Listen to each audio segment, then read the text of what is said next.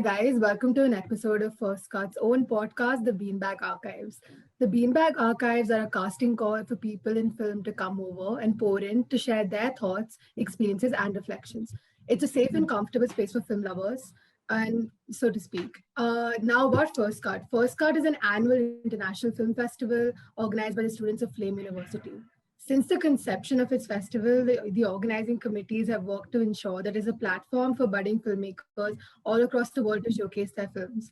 Over the years, the festival has evolved from just a platform to few films to an opportunity for all delegates to engage in discussions about various aspects of cinema. These discussions explore the politics, sociology, and culture of cinema, intersecting with the multidisciplinary philosophy of Flame University to create the perfect film festival for film lovers. Today, on this episode of the podcast, we have Nisha, who is a Flame alumni, as well as a huge Flame lover. So, Nisha, would you like to introduce Hi, yourself now? thank you for having me. I'm just super excited to be on this platform and continue my journey with First Cut. First Cut has and always will be a special part of my flame journey. Yeah, okay. So, I'm going to just, do you want to first talk about the work you've done in Flame, like how it's helped you, you know, Yeah, increase interest in film and television?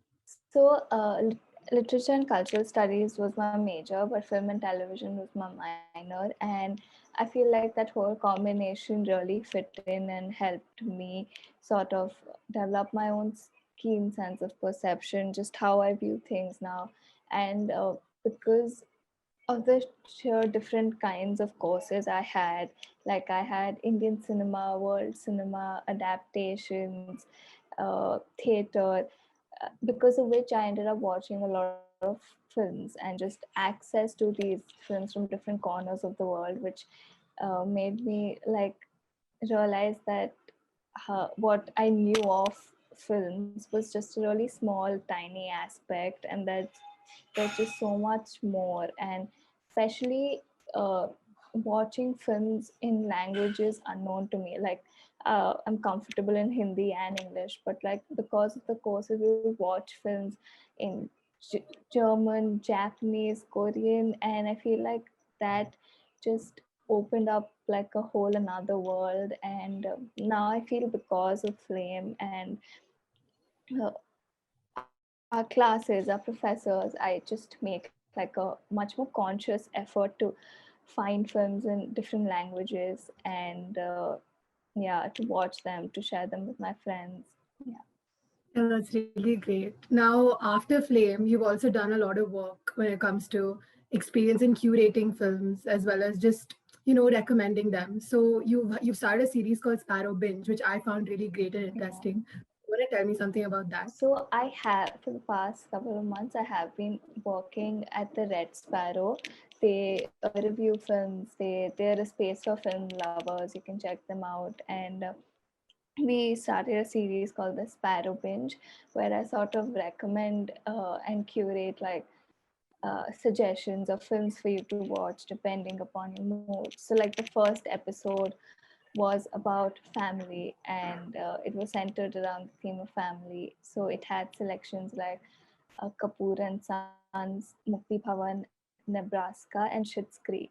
So all these pieces of content, they sort of on the surface are very different, and like but in the end it's they talk about family or being in the same space as your loved ones, and how over a period of time things change and you can see them, your relationships evolve for better or for worse. And I thought that was a really like dynamic space to start off with, and just for us also to see how relationships can be shown so differently, like especially in the context of Nebraska and Mukti Bhavan, since they sort of shed a spotlight on a father-son relationship. Uh, it's like how there's a sort of distance at first, emotional and physical distance in the beginning of the two films, but towards the end, they sort of talk about learning to see each other differently and knowing each other all over again. And Mukti Bhavan, of course, has a very different end, but it does come to a closure, and the relationship evolves. So it was just nice to see how different emotions or ideas in a seemingly a similar space can be explored so differently.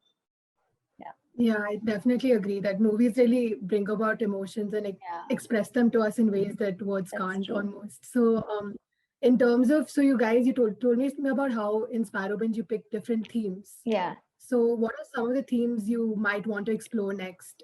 Like so in general I feel like uh, of course drama is something I incline towards, and it's a comfort zone for me and stuff. But in just in terms of exploring new things, personally I feel animation is a sector which really sort of inspires me, and I really like make an effort to watch as many animation films or short films I can. And I feel at this point I want to sort of recently I watched this short film called Tatha's Secret. It's by this animator called Sharanya Ramesh. So I feel you guys can also put these like in the description and stuff for Yeah, people to watch. definitely. It's this beautiful, it's this stop motion animation film, and it's almost I think 15 minutes or so, but the story is so beautiful.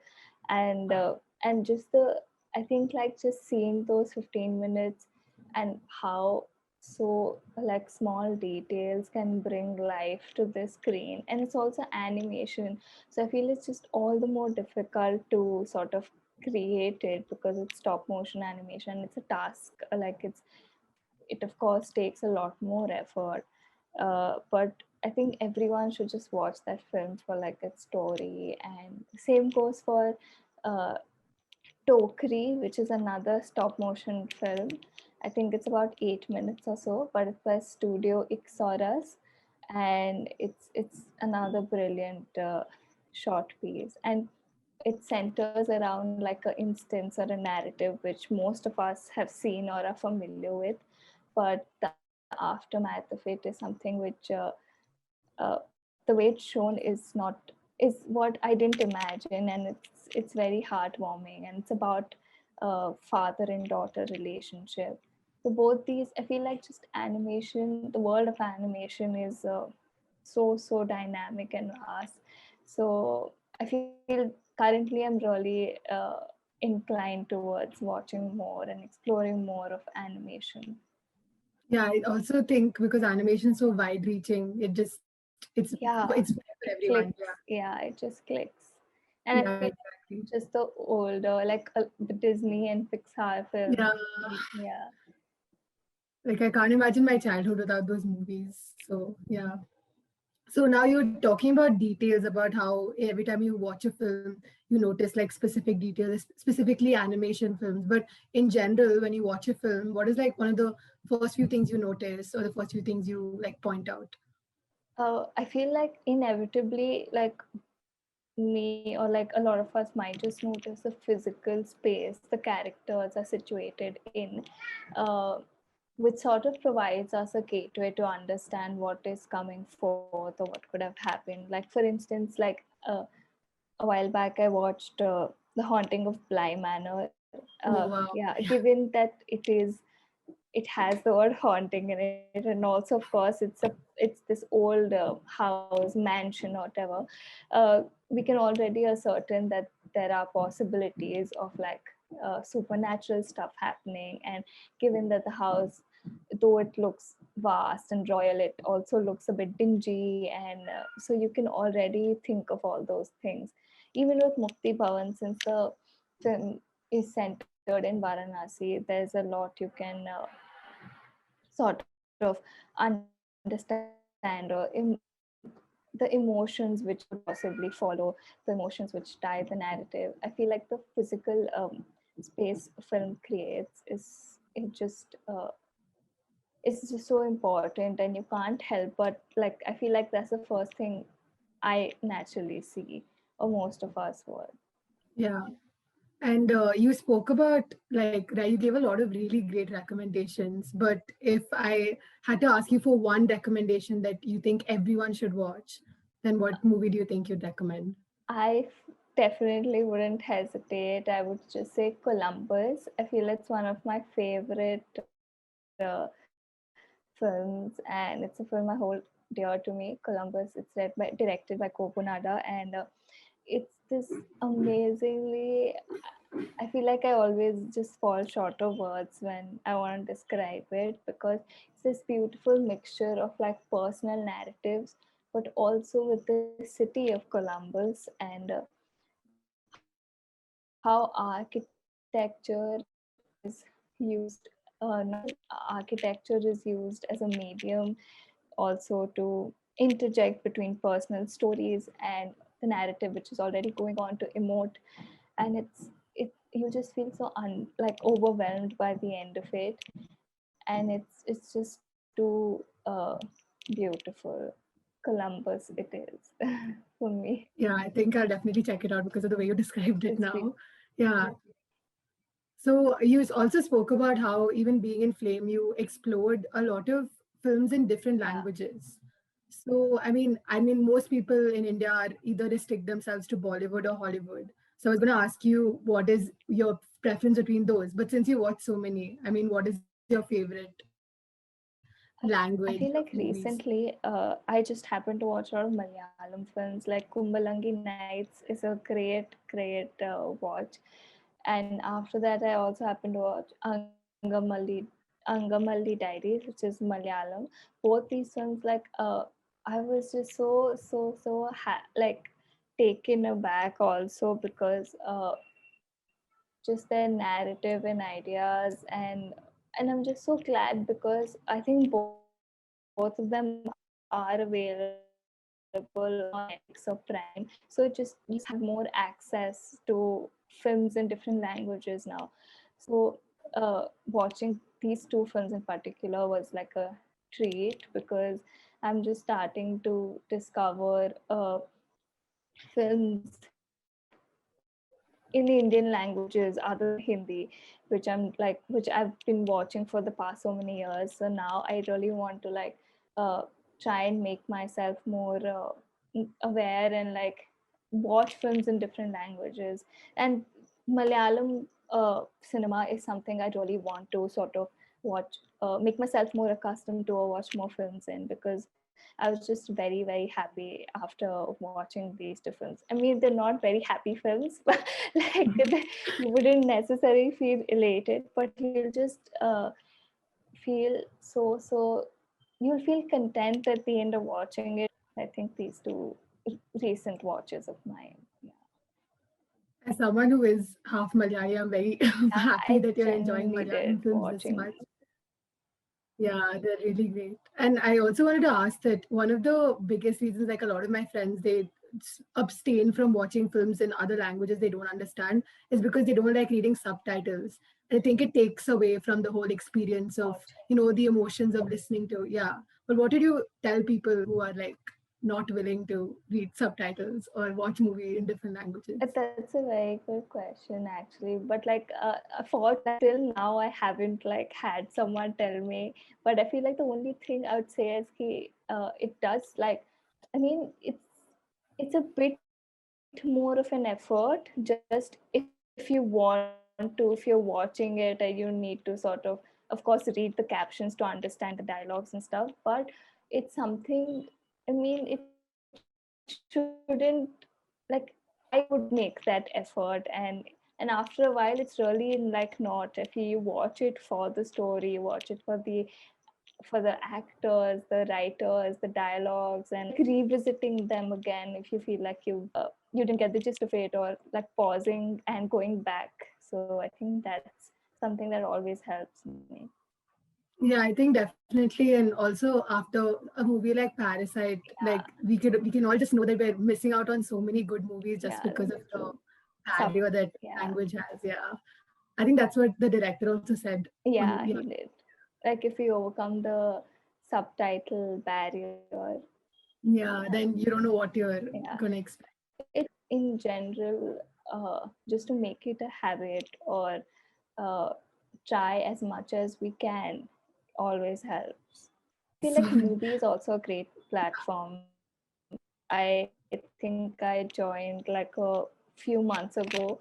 They have these really nice recommendations, and they have like film of the day, and it's a great place to discover new films from all over the world. Yeah. Mm.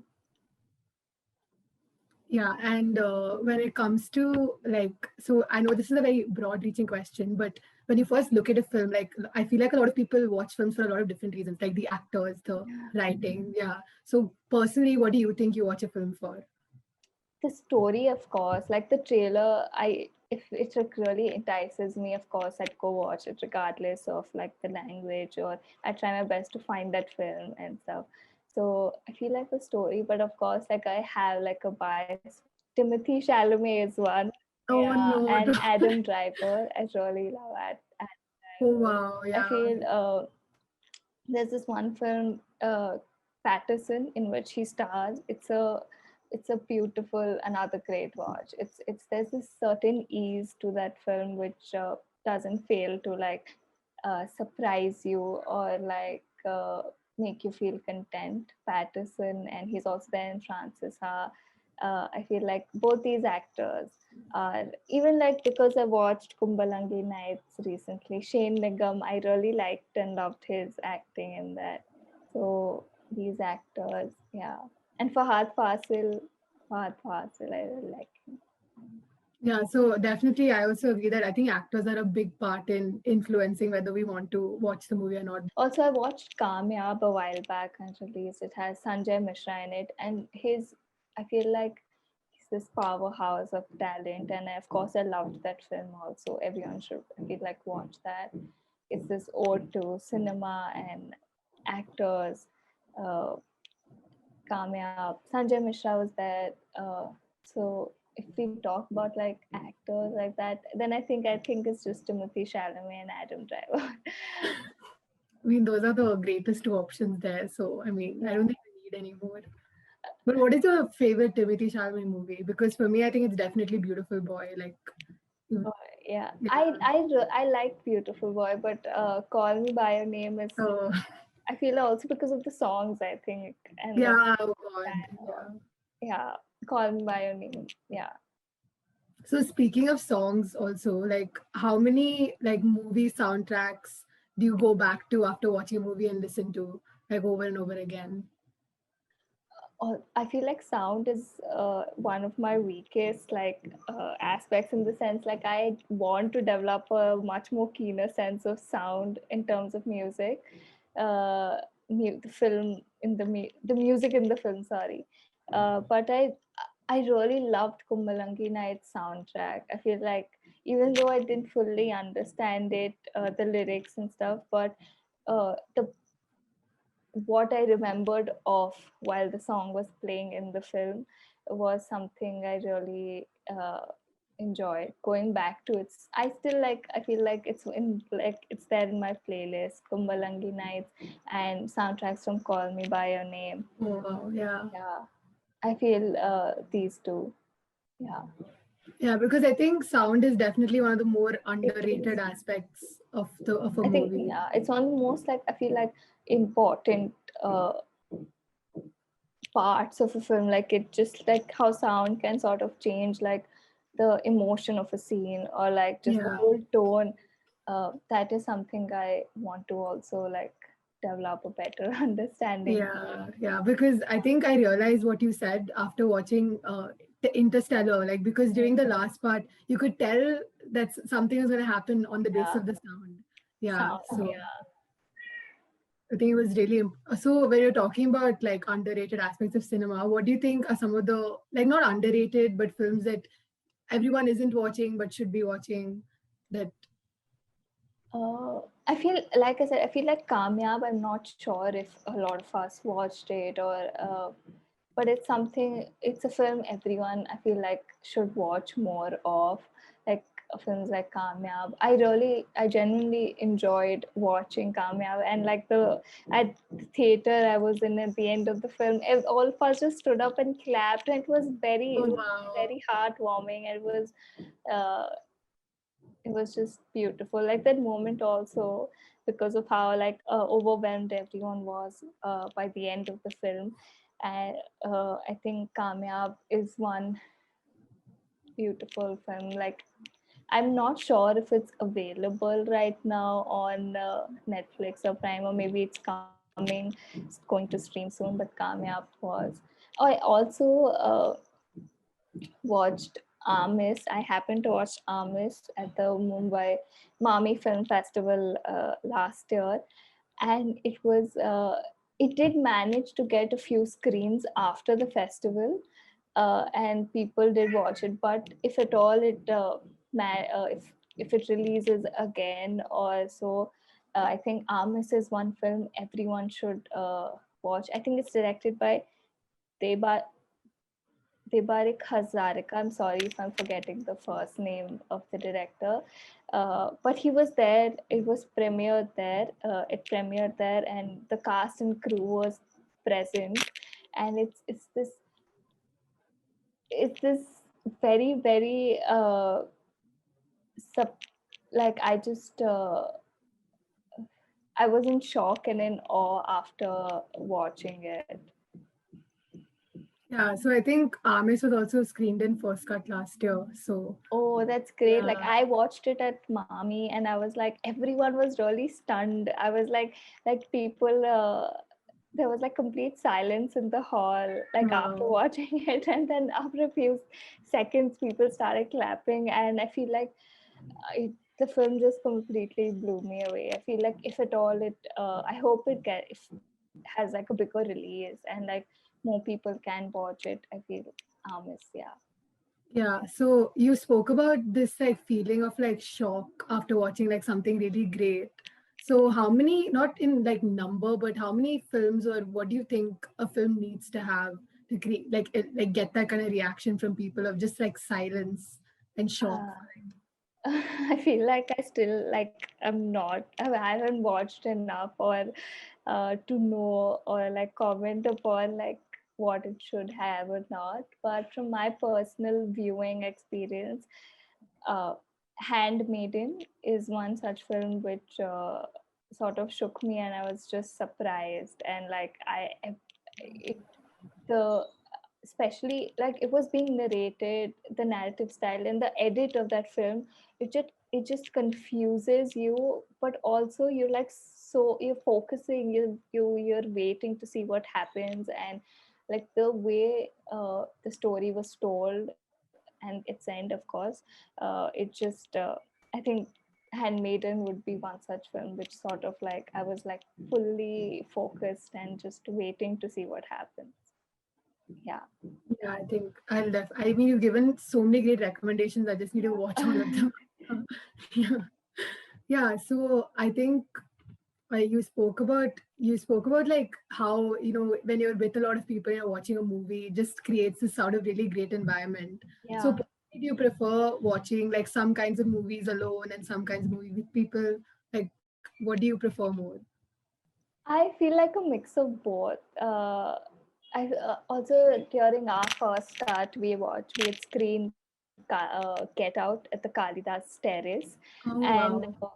it was almost our entire batch, and like it was such a like warm environment and atmosphere, and like it was just so happy. But of course the film wasn't like it was just a different experience, because a film like Get Out, like you were also on your edge, like you were seeing what happens next. Like it was all of us sort of like gasping and like being shocked but also screaming. So I feel like that atmosphere which is created when you watch a film with like a bunch of people and your friends, and that's of course a whole different mood and like moment. And I feel like I enjoy both.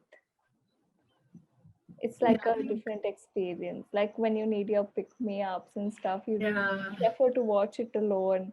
And especially when I'm watching like a more serious or like a film in a different language, I'd like to like maybe like pause again and then go back, or like just be with it alone. Like, yeah, so it's a mix of both always.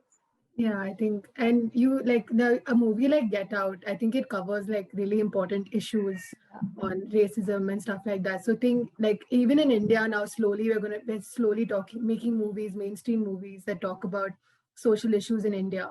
So what do you think? Like, what are some of the issues you feel like need to be highlighted a bit more, like especially in Bollywood?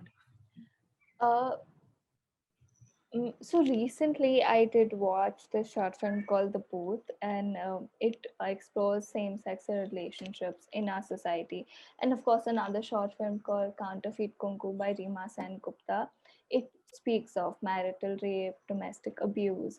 So I feel like these two films in particular, the way they were made or how the story was told, it just manages to bring forth the point across and not fabricate it, or it is an ingrained, like deeply ingrained part of our society, and it is what a lot of or a section of people are sort of grappling with. And uh, I feel, yeah, these two films in particular which I watched were, they sort of made me think more, or sort of reflect more upon like my privilege, or being or just being a woman, and also how these films sort of have their own voice against like the ills of our society.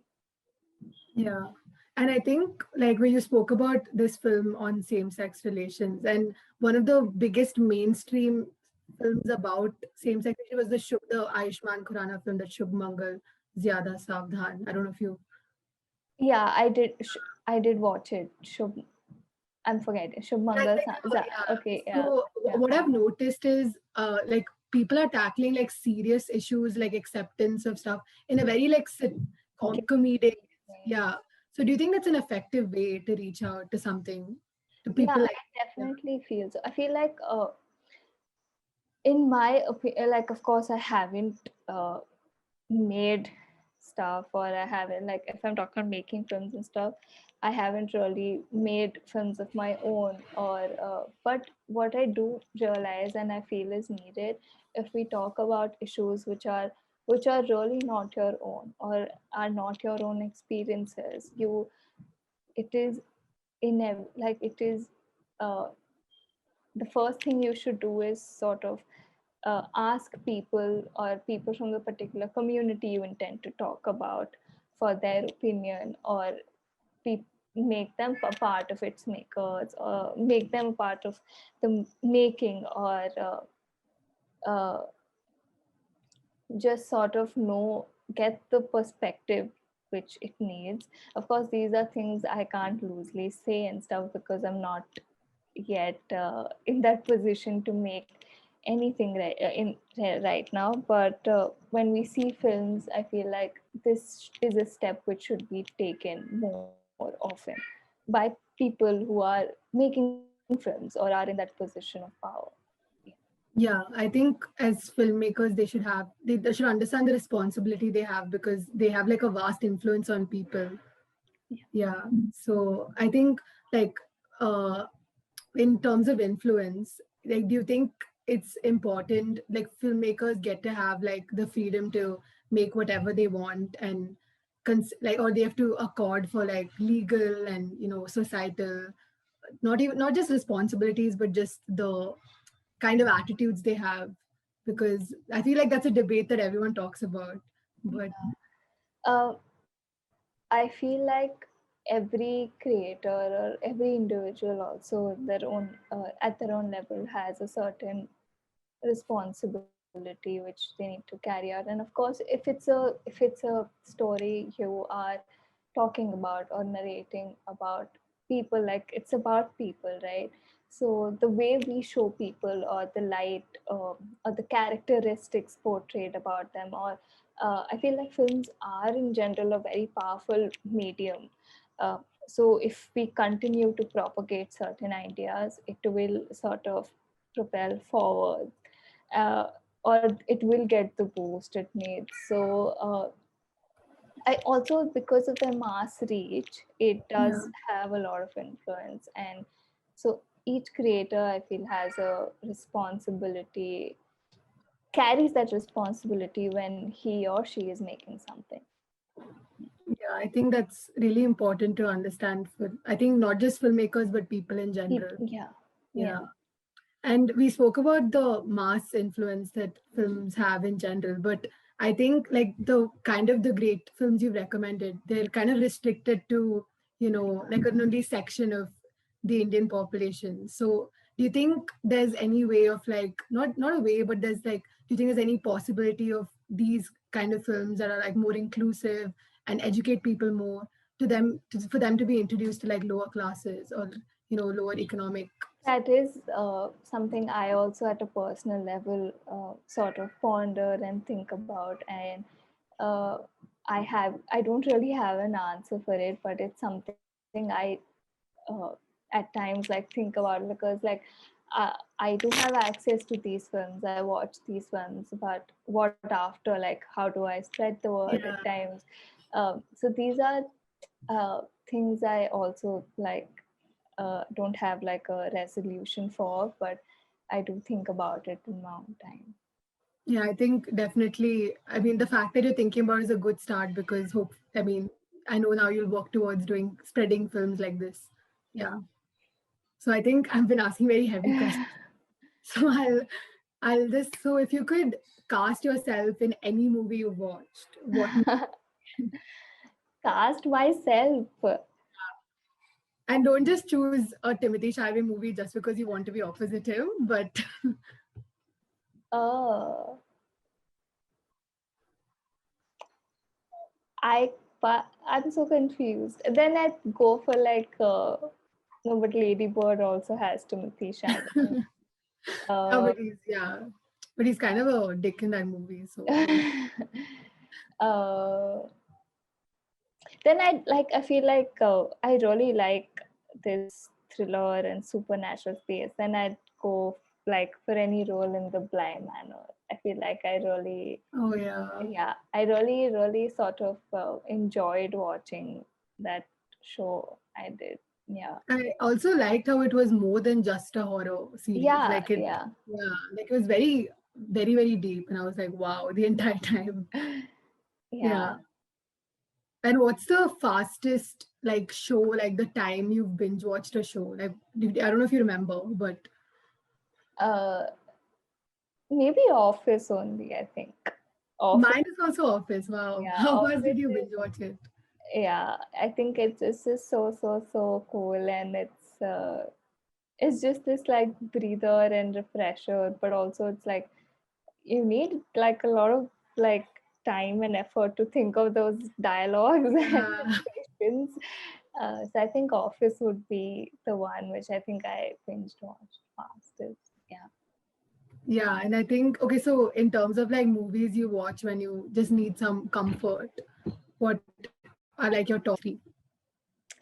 uh, I feel like Tokyo Diner is something I discovered a while back on Netflix.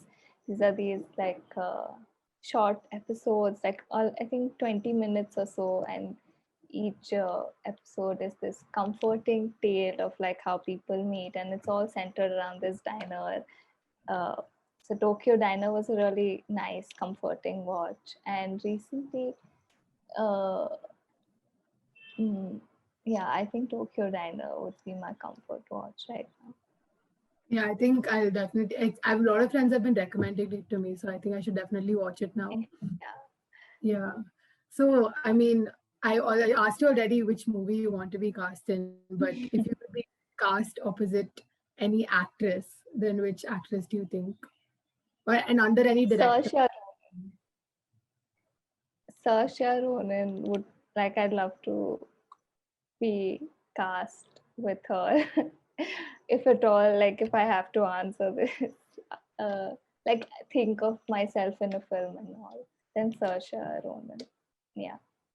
And like your top like director that you think you want to be directed under? Or uh, because I feel like Francis has a really another great like personal favorite. So Greta Gerwig or Noah Baumbach, I think these two people. they're the perfect power couple, honestly. Yeah, Yeah. and I like Shujit Sarkar's films also. Zoya Akhtar, Shujit Sarkar, yeah. I want to be in a Zoya Akhtar movie just because of her locations, because I want to travel. Yeah. Yeah. So, in terms of locations, if you could shoot a movie anywhere in India, where would you shoot it? Uh, mm, I feel like again Varanasi because Mukti Bhavan is still like fresh on my mind.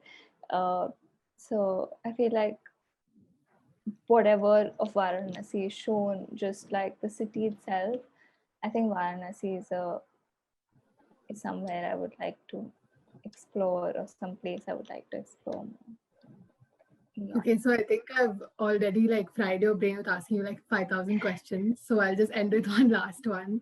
So Yeah. just for like everyone who's listening, if you could summarize what films mean to you in like 3 words. I know it's incredibly small, but if you could, then what would you think those 3 words would be?